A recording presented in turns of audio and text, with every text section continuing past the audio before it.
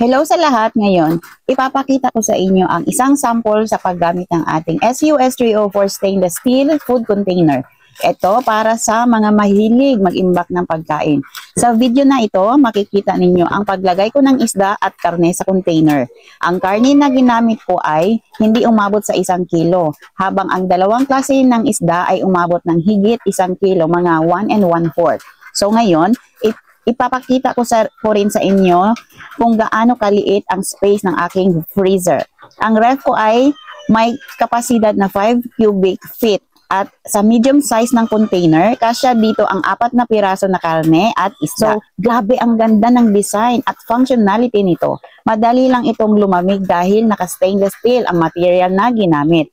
So, makikita ninyo na naka-defrost na ang ating ref at wala ng extra ice sa freezer. So talagang efficient ang ating SUS304 stainless steel food container. So kung interesado kayo, ilalagay ko sa ibaba ang link para makapag-check out na rin kayo. So huwag palampasin ang pagkakataong ito. So maraming salamat sa panonood.